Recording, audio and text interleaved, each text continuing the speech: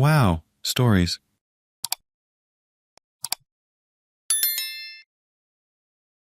My girlfriend Danny for 2 years now. She is a lovely woman and has pretty much everything I've been looking for in a partner. I could see myself spending the rest of my life with her. Recent events, however, have put that into doubt for me. A bit of background on Danny's family. Her father, Rob, is a devout Catholic. He was raised in abject poverty on the Mexican border and is a self-made millionaire and retired now. Objectively, what he has managed to accomplish is impressive.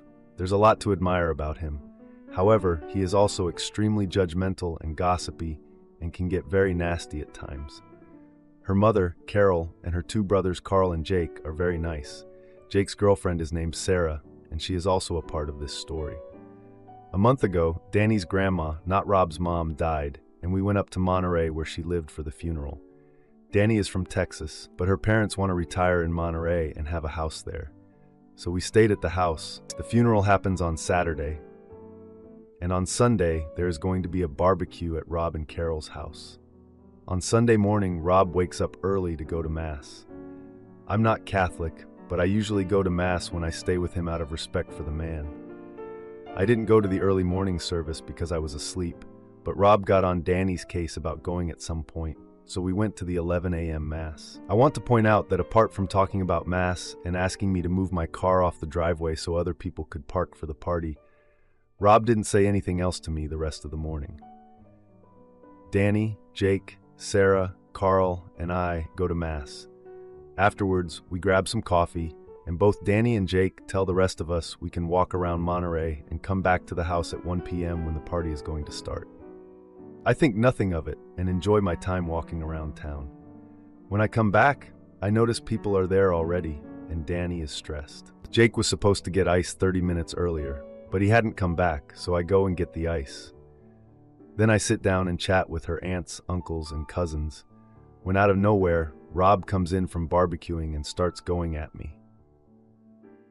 He asks me where I have been and why I didn't come to help, and that I'm hosting the party and whatnot. It was pretty intense and in front of about 20 of Danny's family members, some of whom I'm meeting for the first time. At this point, I'd like to stop and point out that I had no problem helping out, but a few things here. 1. Rob never spoke to me about this. He never told me to be back at a specific time. This was also the first time I had stayed with him and Carol that he explicitly expected me to help. 2. He did this in front of everybody, so now I look like an ungrateful, lazy moron who didn't help his girlfriend's dad out. Simultaneously to all of this, Rob had been increasingly annoyed at Sarah, who is a 21-year-old girl, for a lot of reasons I won't get into. He doesn't think she's good for Jake, primarily because they've been traveling alone together. The horror. And while I start to help now under threat of further embarrassment, he starts going on and on about how ungrateful she is and how he doesn't want her in the house and she doesn't help out, etc. Not only did I not think Sarah deserved that criticism, but it was also very unpleasant to hear a 60-year-old man basically have insane beef with a young woman who really hasn't done anything to him. The rest of the day went uneventfully, and we left a few hours later, but I told my girlfriend how out of line her dad was. It's not something I really wanted to let go because I didn't want this to be my life for the next 30+ years. And my girlfriend said she understood, and she agreed. I later found out that Carol also thought Rob had been rude, and he and Jake got into a huge fight, mainly over the treatment of Sarah, but also the way he spoke to me. A few days later, Rob texted me to talk. When I replied back with some times, he mentioned they were burying Grandma that day, and it would be tough to reschedule. I called him at night after work. He did not pick up. A week later, Danny called him to talk to him. From what I understand, he basically turned it back on her and said it was her responsibility to let me know what the expectations for the family were. I told her that was ridiculous, and again, he should just talk to me if he wants me to do something. For the rest of the month, he did not get in touch with me. Now for an update. His birthday was yesterday, and Danny went to Monterey to spend time with him. I personally did not want to stay in a house with a guy who weaponizes his hospitality and has the communication skills of a brick, so I decided to stay back. Mercifully, my own parents came to visit coincidentally that weekend, so I had an excuse to stay back. I called and texted Rob for his birthday yesterday. At the end of my message, I asked if we could schedule some time to talk this week. The man's response? Thank you. I'm about at the end of my rope. My own parents have been nothing but amazing and caring to Danny, and then I'm stuck with this passive-aggressive individual. He refuses to speak to me or call me back, and insists on playing telephone through his daughter. I'm at the point where I never want to accept anything from this man again, and I need to have a serious conversation with Danny about spending Thanksgiving and Christmas with her family. I understand it's her family, so she has to deal with it, but I really don't think she understands how unwilling I am to let this go because, again, if I do, then this is my life until Rob passes away. And what kind of family life is that? Any advice anyone has on this? Now for a few comments before the update. Comment 1. Let me preface what I'm about to say by telling you that I've never been in that situation and have only ever experienced loving and supportive in-laws. But it sounds like this has the potential to turn into a lifelong issue if you marry your girlfriend. I'd definitely talk to Rob, face to face if possible. There's no need to escalate. In fact, be very respectful. But explain you have absolutely no issue helping out at any time because you feel part of the family. However, you had zero clue about what was expected, nor what role you should play. Worse, it was a funeral, and unwilling to offend, you stood back out of respect because it wasn't your home. Explain that if he wants you to be more proactive, then he needs to tell you that. After that, tell him that his approach now concerns your future relationship with his daughter and him, because you don't want the next 40 or so years to be like the past month or so. For his daughter's sake, his peace of mind, your sanity, and his relationship with you, he needs to look at how he responds to this in a different way, because it's not acceptable to you. Don't be confrontational, but don't let him push you around either. Comment 2. You need to drop the rope. This isn't your problem to handle. It's your girlfriend's responsibility to handle her family. She can either set some boundaries with her father, tell him that his behavior isn't acceptable, what the consequences will be if he doesn't shape up, and then actually follow through on those consequences. Or she can keep him away from you. She shouldn't require you to attend family events he's at, maybe not even attend herself. Build separate relationships with her reasonable family members. If she's not willing to step up and resolve the problem, then yeah, I would seriously consider leaving if I were you. Life's too short to deal with situations like this. Now for the update.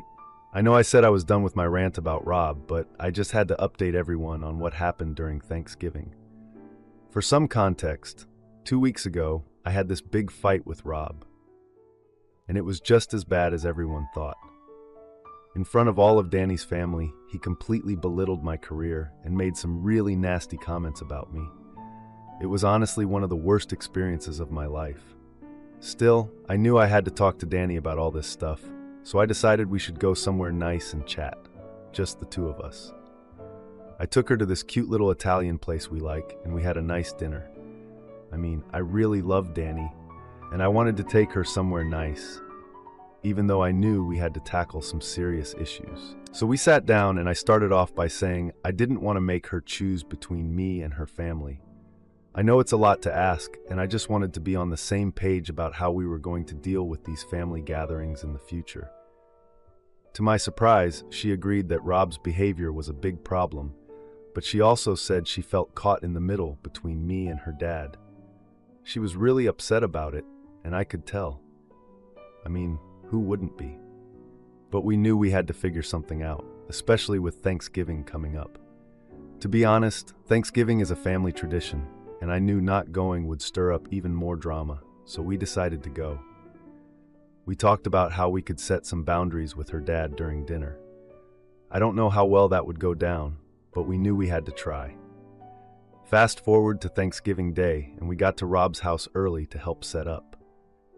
It was awkward at first, but we just tried to keep it light. I mean, what else could we do? But Rob greeted us coldly. He made some comment about how it was nice to see us early for once. Yeah, not exactly a warm welcome.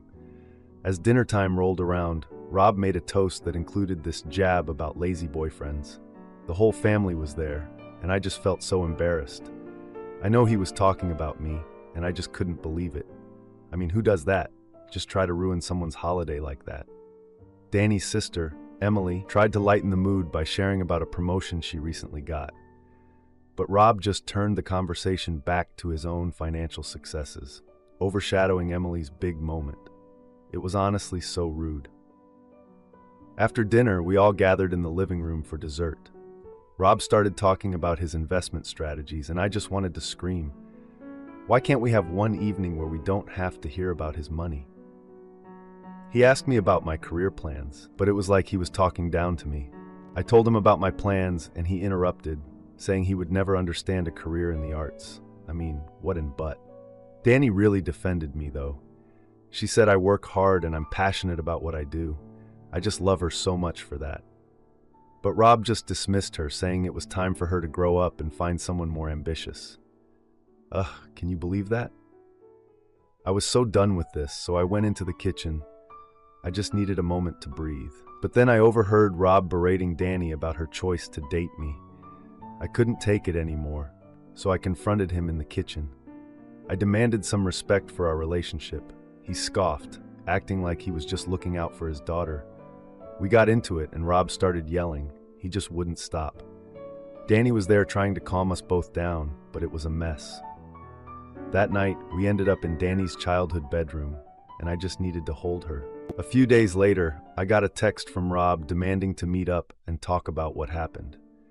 I knew I had to confront him directly, so I agreed to meet him at a diner. I didn't want to put Danny in that situation, so I went alone. During the meeting, Rob accused me of trying to steal Danny away from her family. I just calmly explained that my intention was to protect her from all the negativity. But then he threatened to cut her off financially if she chose to be with me. This guy is something else, I swear. I mean, I knew he was controlling, but this was just next level. After that conversation, I knew I had to show Danny the truth about her father's behavior. I wanted her to see exactly how manipulative he was. So I gathered evidence of his previous manipulations and all the financial threats he'd made. I wanted her to see it all for herself. Together, we decided we would confront him as a united front during Christmas board, bro. We just felt like we had to do it, you know? It was the only way to move forward. So yeah, that's the Thanksgiving update. Not the picture-perfect holiday I was hoping for, but at least Danny and I are on the same page. Edit. We talked about the things that happened during Thanksgiving and how we would confront Rob over the holidays. We decided that Danny would set boundaries, and if Rob ignored them, we would leave. If he tried to manipulate her, we would show him the evidence. We are ready for Christmas.